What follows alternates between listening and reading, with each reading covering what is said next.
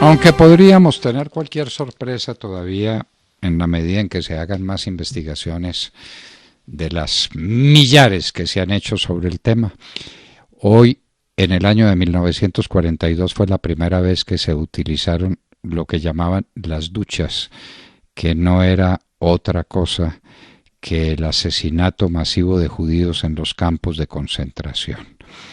Para eso, pues, utilizaban las famosas cámaras de gas, y esas cámaras de gas eran para ellos las duchas. Es que simplemente ustedes se van a duchar, los vamos a desinfectar, y ahí empezaba esta tragedia espantosa, esta tragedia sin orillas.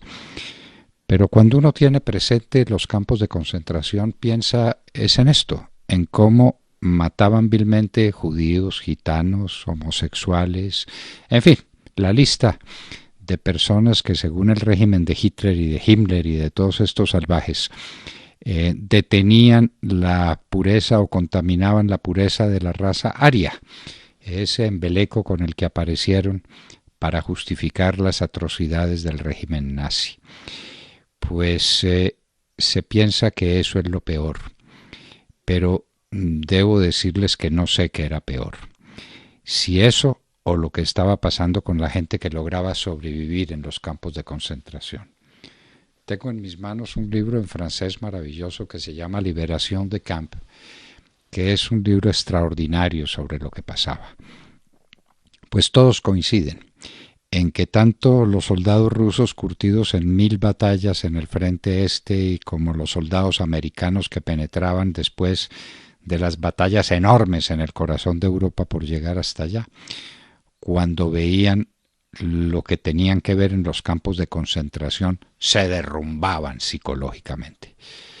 No eran capaces de soportar tanta miseria humana, tanto dolor, tanta pobreza, tanta ignominia.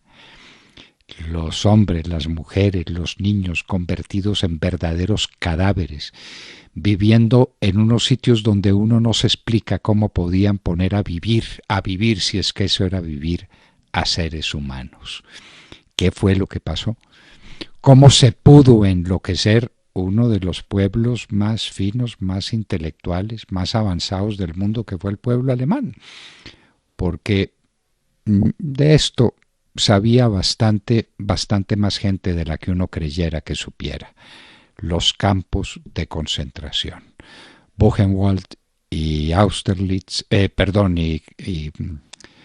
ay Dios mío, Clausewitz, que son campos sencillamente espantosos, pero que no fueron los únicos. La historia menciona 8 o 10 de esos grandes campos de concentración. Primero llevaban a los judíos, los sometían a trabajos forzados para que sirvieran gratuitamente la recuperación de la industria alemana, para que hicieran obras, algunas útiles, otras inútiles, pero para que estuvieran de todas maneras al servicio del Reich de esta manera sencillamente espantosa y espantable. Los campos de concentración. ¿Es posible tanta ignominia? ¿Es posible concentrar tanto dolor? ¿Es posible tanta angustia? Los muertos fueron centenares de miles y millones. Auschwitz, ya dijimos otros nombres y los podríamos repetir todos, pero los repite uno con un inmenso dolor en el corazón. Auschwitz se convirtió en el sitio más famoso porque fue tal vez el sitio en el que más crueldades se cometieron. Los campos de concentración. Un día como hoy, en el año de 1942, se tiene noticia de que hubiera funcionado por primera vez ese sistema de exterminio pavoroso en las cámaras de gas. Centenares de personas muriendo al mismo tiempo, asfixiadas. Dios mío, ¿hasta dónde, hasta qué grado de bajeza fue capaz la humanidad detrás de esa locura nazi, de esa locura de que el Estado es Dios sobre la tierra y de que cualquier cosa que se le oponga tiene que ser aplastado, destruido, vuelto miseria? Y los judíos se escogieron como chivos expiatorios. Ellos fueron los culpables de toda la miseria que vivió Alemania entre las dos guerras.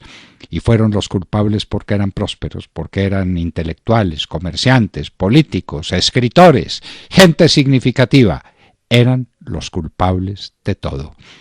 ¡Qué horror! ¡Qué horror! Nadie podrá purgar nunca ese delito que se cometió y que presenciaron después los ojos del mundo entero, los campos de concentración en Alemania. Hoy en la historia, en la hora de la verdad, 9 de la mañana, 3 minutos.